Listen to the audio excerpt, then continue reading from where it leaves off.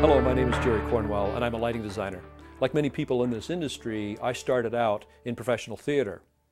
Since then, I've established my own company. We've done a lot of projects across Canada, largely energy-related projects, particularly for school boards, hospitals in British Columbia, Manitoba, Ontario, Prince Edward Island, and also in the States, Pennsylvania and Ohio in particular. I am also the program coordinator for the Certificate in Lighting Design program at Ryerson University in Toronto. This is the only university-level lighting program available in Canada.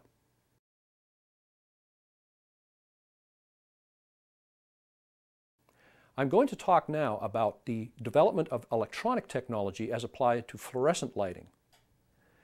The history of this is kind of interesting. In the past, we had the core and coil magnetic type of ballast for fluorescent lighting.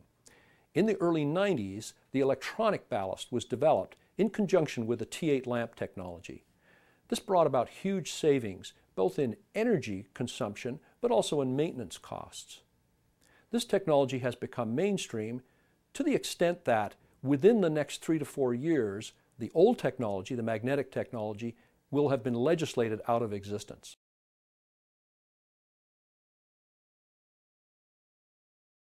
One of the advantages of the electronic ballast technology for fluorescent lighting is that it allows the designer to incorporate other devices such as occupancy sensors, photocells for daylight harvesting, and dimming in order to maximize the saving potential in the building. In other words, the ballast has no longer become a piece of hardware, it is now becoming part of a system.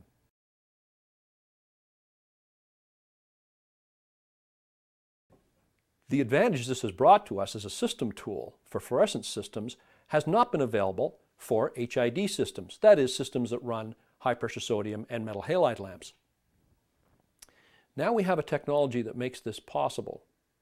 We need to combine electronic ballast technology with control protocols. This makes it possible for the ballast to, just like a fluorescent electronic ballast, provide us with the necessary control to design a system, maximize energy efficiency, maximize ROI, and maximize productivity by improving lighting quality in our buildings.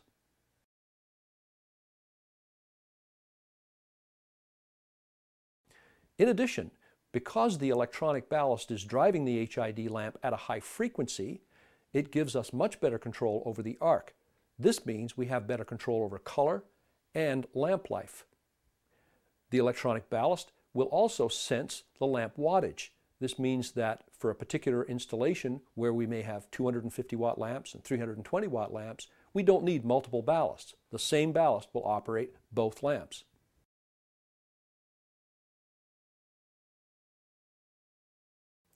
Simple payback has traditionally been used as a method for determining the financial feasibility of a lighting project. This can be misleading and is not particularly accurate. In order to understand the real internal rate of return of a lighting project, it is necessary to look at the life cycle costing.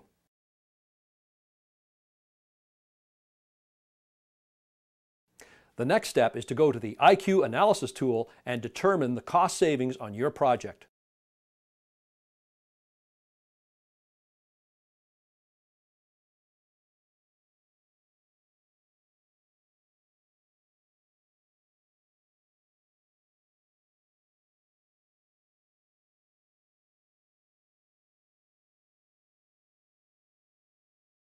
The big difference with this product is the ability to tune the lighting level to the lighting level that is needed.